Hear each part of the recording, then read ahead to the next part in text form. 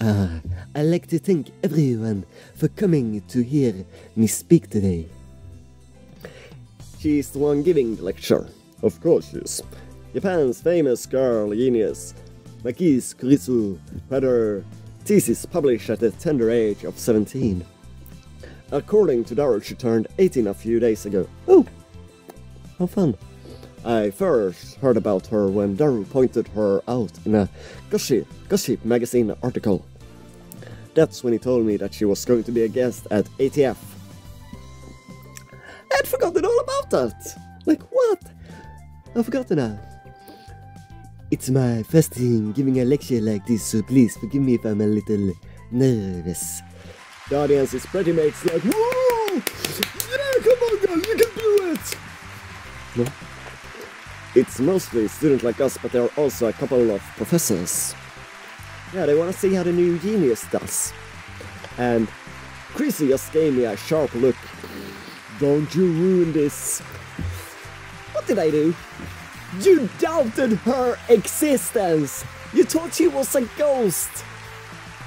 What do you mean, what did I do? When I return her stare, she quickly averts her eyes.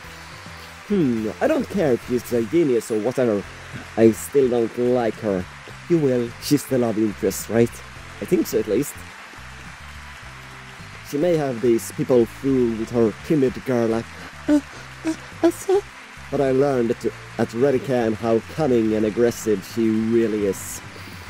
Even if her murder was some kind of hallucination, my judgment of her character is still correct. For today's lecture, I've been asked to speak on the subject of time travel. It's not really my area of expertise, but I'll try my best. See? What did I tell you? Time travel, she's telling us about it. I have this game all figured out already. I know things. Trying to. Oh. Let me start by saying that time travel is an absurd concept. Objection!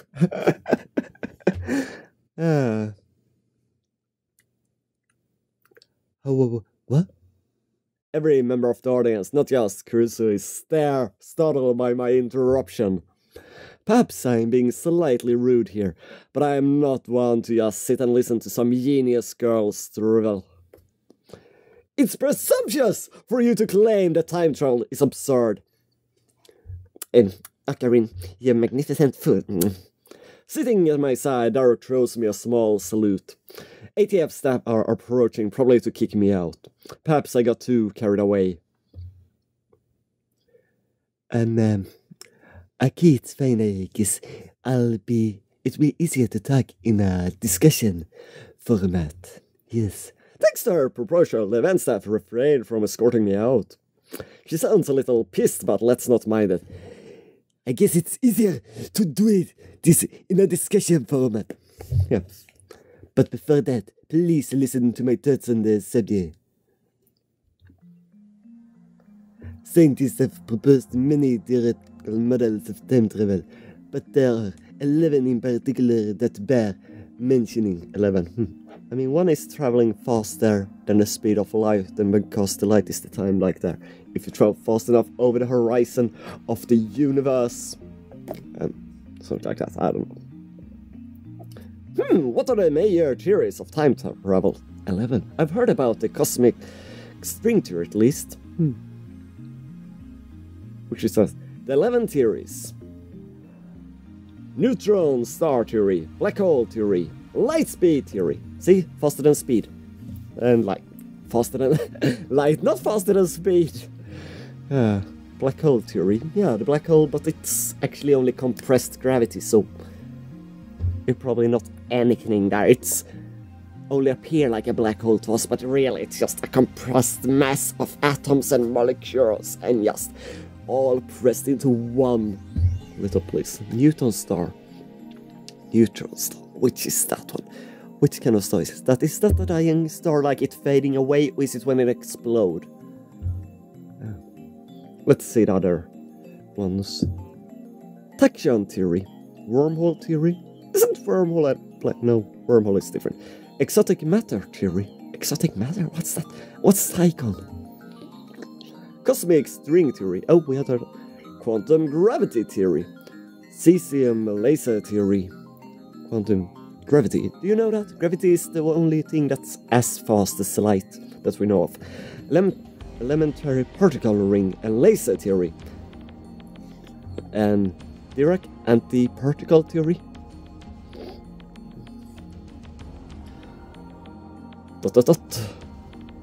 Not bad. Perhaps Mackey's curses are worth the rival after all. However, all of these models are purely theoretical. Some of them even contradict each other.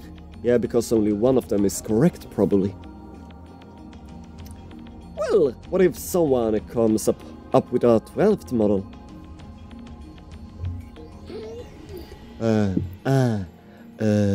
Right.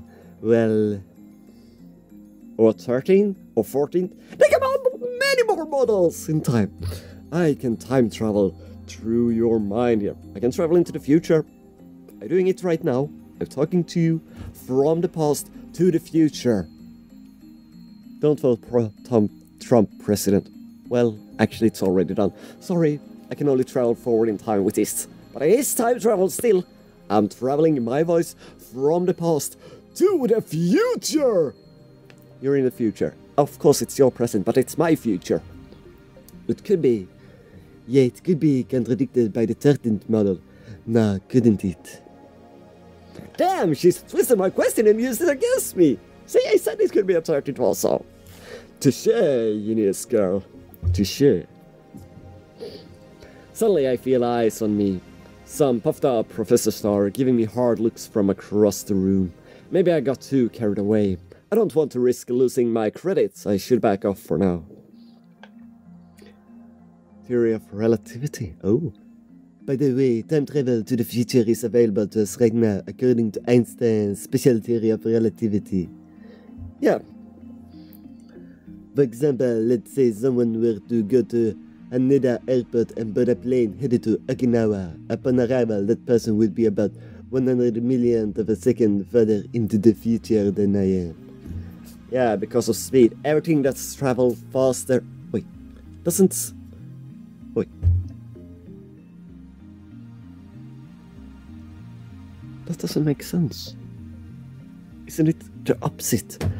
Wouldn't they be back in time because time slows the closer you came to the speed of light?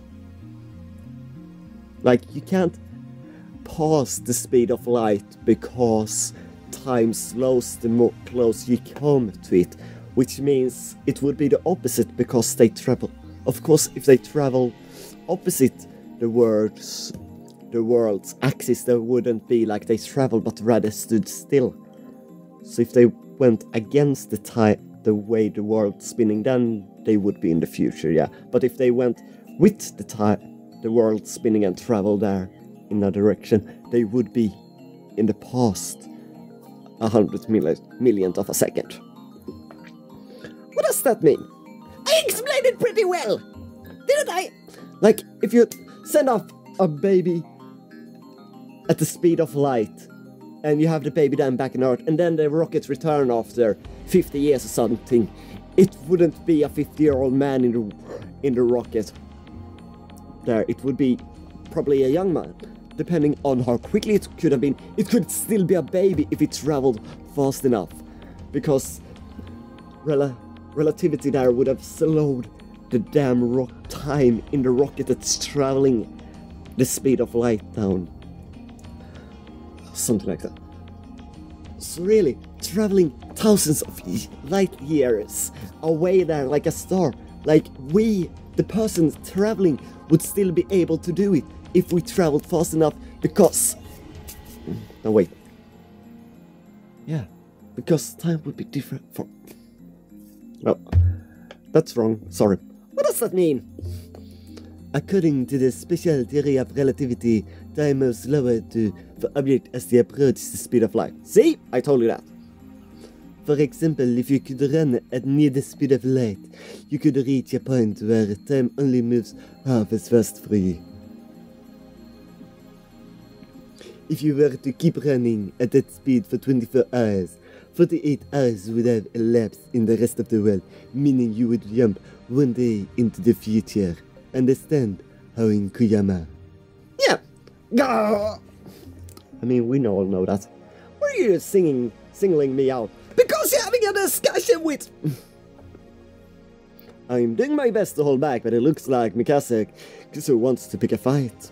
I wish that she hadn't said that name in front of so many people.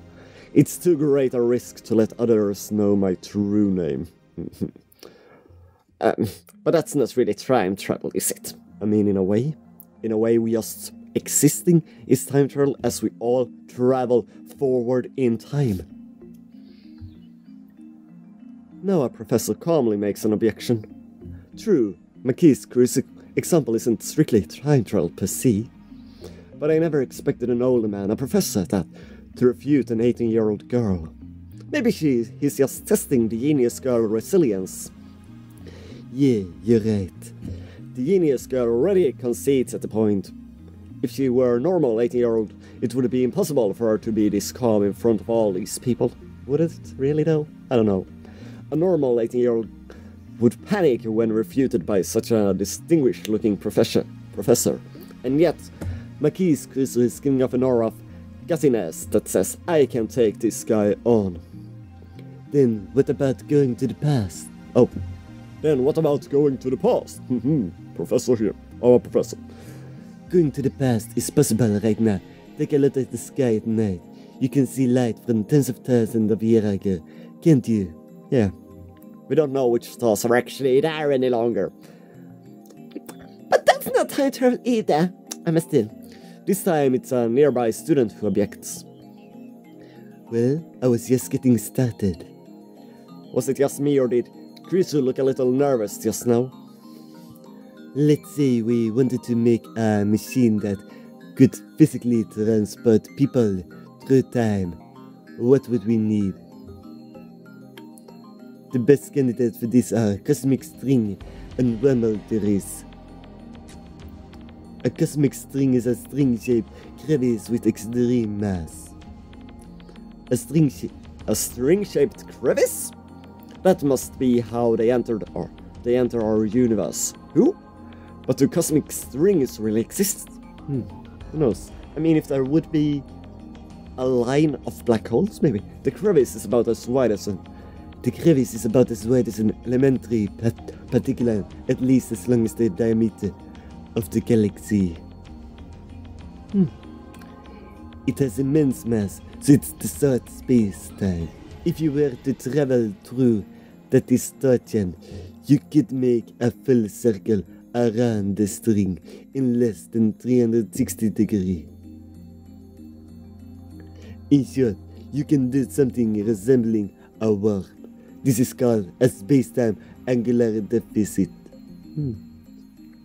When you pass through an area of angular deficit, transit time becomes zero. Now we apply this to a cosmic string moving at near light speed. According to the special theory of relativity, time will flow slower for the cosmic string in relation to its surrounding. Therefore, passing through the area of angular deficit would cause the transit time to become negative instead of zero. In other words, you will arrive in the past after transit. If you use two cosmic strings, you can do a space deficit jump. If you loop back to your original location, you can return to the same time you started revolving. And that, roughly speaking, is time travel by means of cosmic strings. By the way, yes, nobody misunderstand. Cosmic strings are not the same as super strings. Now then, you need three things in order to travel to the past with cosmic strings. An extremely good spaceship? Thus, the cosmic strings themselves, 2 strings to be exact. By the way, they are hypotheses that will exist only where the universe was first formed, so they might be a little hard to find. Second, you would need the energy required to make them move, at near light speed. And a way to actually move a crevice in space. How much energy do you think you need to accelerate something as long as the Milky Way to near speed of light? I'm pretty sure it's a little more than 1.21 gigawatts. Which is what back in the time machine DeLorean needed, right? I think that's right. This earns a few chuckles from the audience.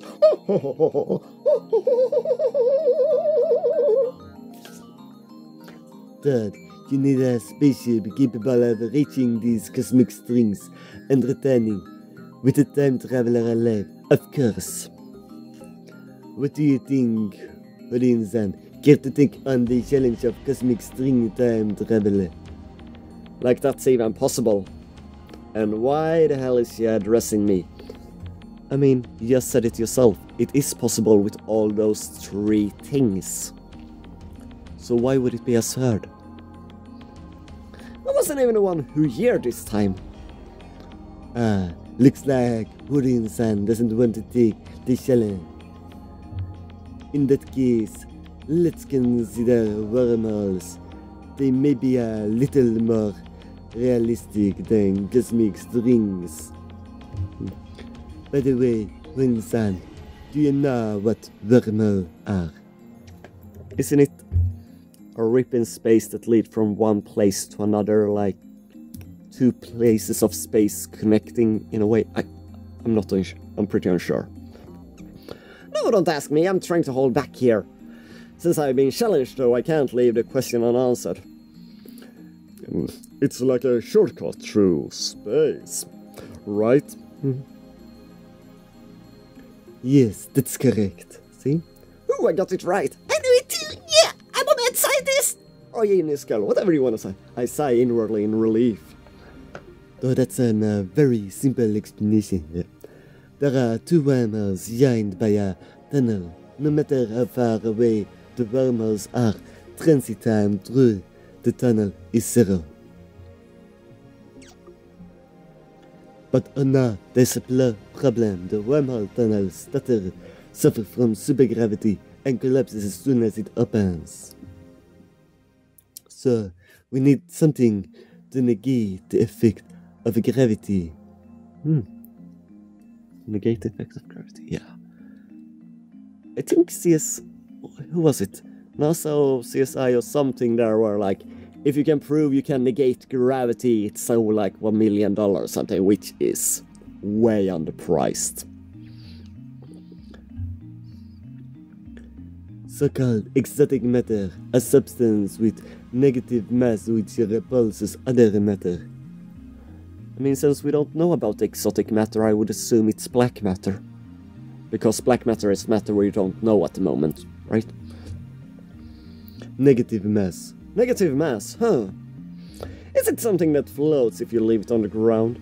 Well, it probably would. Or actually, maybe not. I can't even begin to imagine what it would be like. Well, if it's totally ignored gravity, or rather is negative in mass, wouldn't it flow upwards? Or at least it would be staying still wherever you put it. Like it was in a vacuum, even if it was affected by gravity. By the way, that way it would actually, you put it down and directly it would flow off. Why? Because the Earth is moving. Our galaxy is moving. Like it's spinning there, like our solar system is moving. Our planet is moving in the solar system. The solar system is moving in the galaxy, and the galaxy is shooting out into eternity. That's why I'm a little unsure about the, inevitable heat death of the universe. Because the universe expands infinite. And we are traveling out infinitely away in it. And spreading out the heat. Yeah, but no matter how much energy, we can't fill the whole universe because it's infinite. And we are just traveling outwards. So even if we would fill where we are now with heat, no matter how much heat, we just come away from it. Although we are also spreading heat in that direction because we're spreading it that way also, so I guess we catch up with all that heat, maybe? Although that would be if it stopped traveling. Would it continue traveling endlessly? That's the question. I mean, I'm not a science mayor or anything. I just have my nightly rounds where I have a lot of time to think. So the way my science work is like the Greek philosophers. I have an idea. This is how it makes sense for my knowledge. It might be true, might not. That's how they discovered the atom, a thing that couldn't be split. And then they gave that name to something that could be split. Well, anyway, Cruiser raises her right fist. Say that the wormhole tunnel is being squished by an invisible fist. In order to pass through, you need something that could oppose my fist's grasping force, so that I can squeeze anymore. Well, you could have a black hole on either side. Kutsuru opens her fist. If you stabilize the tunnel with exotic matter injection, instantaneous travel between wormholes become possible. To travel through time, however, takes a little more effort. For example, let's say there's a wormhole entrance here in Akihabara, and the exit is in Los Angeles. First, we send the wormhole in LA all the way to the end of the universe at near the speed of light. And once it's there, we yank it back to LA. How? According to the special theory of relativity, time slows down for objects moving at the speed of light, meaning the hole that returned to LA would be further in the past than the Akihabara hole. So now, if Heinzen jumped into the wormhole, he'd arrive in LA several years before he left. However, this deal can't be called true time travel. It only seems that way. This is called the Hiroshima effect. The important part is to return to Akihabara from LA through the wormhole. Once more, since the transit time is zero, Huiyin-san will return to Akihabara several years before and in the past. Time travel complete. The prerequisites for wormhole travel are simpler than the ones for cosmic string travel. Thus, the wormhole itself, they may exist somewhere in the universe, but nobody has ever seen one. Second, the energy required to move a wormhole to the end of the universe and back at near light speed. Third, exotic material, which by the way, has not been confirmed to exist. So implementation of either one would require a ridiculous amount of effort. Now, do you see what I mean when I said that time travel is an absurd concept? Time travel theories are all just thought experiments. Not one of them can create a viable time machine. That is my answer. Isn't there anything simpler? Like something you can pull out of a drawing just use or something. I'm afraid not. A firm declaration. Yeah, time is moving forward. This is the limit of modern physics. I can't say how it might change in 10 years, though. Yeah. I mean, one way would be to remember every molecule, every atom, even smaller, in the universe, know its position as this moment, and then just break it all apart and recreate it. That's also a theory. I don't think she mentioned that one. They just not really travel in time, but just recreate the whole universe at an earlier point. Yeah. Of course, then it's like, what happened with the molecules that you made a time machine which keep you safe from there? It would have needed to exist at an earlier point, otherwise... Well, suddenly that person that died hundreds of years ago isn't there because, well, he's part of your time machine, or maybe even your body. Yeah. Besides, even if someone did overcome the logistical requirement, there may be other factors that prevent time travel from working. And that's because fundamental problems concerning the principle of causality have not yet been solved. You mean time paradoxes and conservation of mass? Yeah, conservation. The mass of the entire universe is constant. If a time machine traveled from the future to the past, there would suddenly be the extra mass of the time machine and its pilot in the past.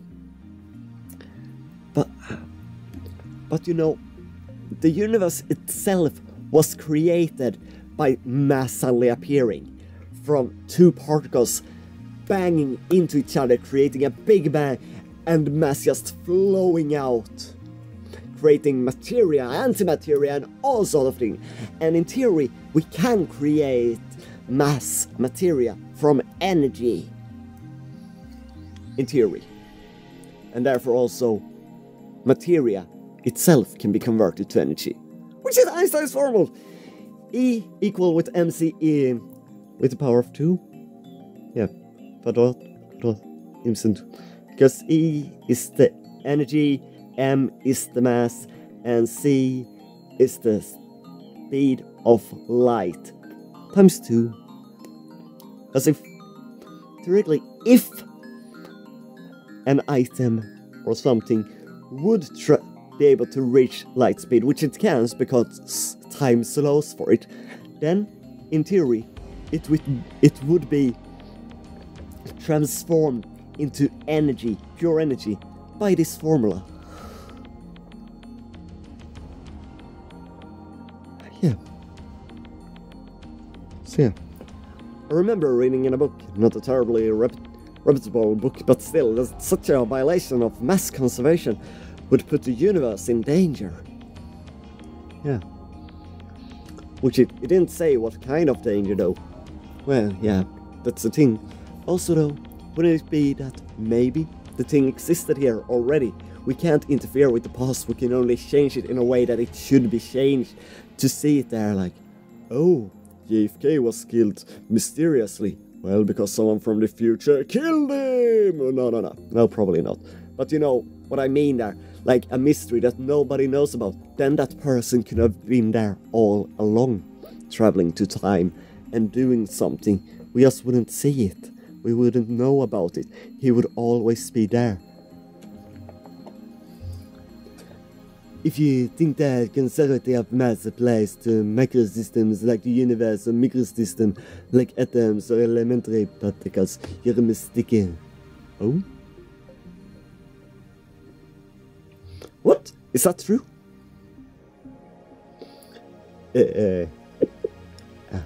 She's laughing at my reaction, that little... Yeah, how mortifying. Conservation of mass only applies to chemicals reaction. It doesn't hold in modern physics at all. Oh, okay. Something can come from nothing. Yeah, that's how the universe was created. I said that. Wow, that's pretty amazing. Also, we had that in the Dan Brown book. Which was it? Was it Angel and Demons? Demons? No, Which one was it? It wasn't a... Was it Angel and Demons? They had that there in that switch tube that travels. They sent particles against each other to meet and beat and trying to create a microcosmos. Basically, yeah. Then, what is the problem? The time paradox of time paradoxes. In other words, the grandfather paradox. If you kill your grandfather, you couldn't be born and go back in time and kill your grandfather. Oh, that thing where you kill your own ancestors before you were born. As long as this paradox goes unsolved, time travel can never be realized. Never. Yeah, but that's the thing. You can't change things there. You're already determined what you go. If you're going back in time, it would already have happened. In the past there, it happened that you suddenly arrived there and did something. But then you left and you weren't there any longer or such. Your existence were already planned out there, and that's how you create a destiny of fate. That, or we have different parallel universe. That's the two theories you can make. What if you don't kill them? You can think of it like a sci-fi movie, not just about your family tree. There are far greater dangers than that. Really, it doesn't seem that dangerous. I mean, I saw this one movie with time travel, time machine or something. They're like, oh, he accidentally tramped on a butterfly when they were going back to the prehistorical age and looked at dinosaurs, and one accidentally walked on a butterfly that landed there. Maybe it was called a butterfly effect. I don't think it was that one, but it would make sense that it would be that one. And then suddenly it came in wave hot. It all changed the city and all that, and then in the end it was like human changed to this water creature, but that time he also traveled back in time to before it happened, because they couldn't just travel to when it happened, because then the wave hit them and like, oh no. Yeah.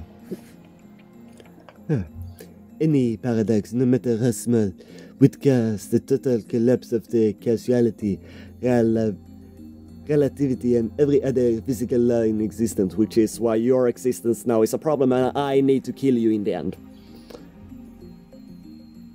Paradoxes are nothing more than thought experiments. They cannot occur in reality, and they should not.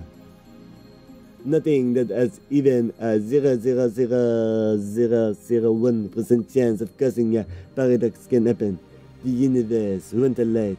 Wouldn't you say this is the logical conclusion? Yeah, so every time travel is already made. There may be loopholes like parallel worlds or the self-consciousness consistency principle, but those seem too much like fantasy for me to accept. Isn't that self-consistency what we're doing here because our self went over? Gah! Damn it! I grinned my teeth. When I see Maki's Grisu looking at me with her composed expression, I avert my eyes. Looks like I have no choice but to concede. Maki's Grisu truly is a genius. Really? I mean, most of these things are things I learned in school there at her age and have forgotten half about. Or from books. I read a lot of books. I ended up listening to all of Chris's lecture at ATF, but she stopped criticizing me at least. That's good. After the two time travel theories she introduced at the beginning, she explained the rest with equal eloquence. She seemed a little nervous at first, but that quickly changed as she spoke. By the end, it was an impressive lecture. So impressive that you wouldn't think it was an 18-year-old first time. She did well to respond to my malicious questions with sarcasm. She got guts! Wait, why am I praising her? Because you like her. Leaving that aside, I saw Maki's Grisu dead. And yet she's alive. My memories don't mess with reality. And not just about Grisu, my conversations with Daru and Mayuri didn't make sense either. Conversations. Everything would be solved if I just told myself that what I saw was a dream. An illusion, it never happened. But never say never. This leaves me with no choice.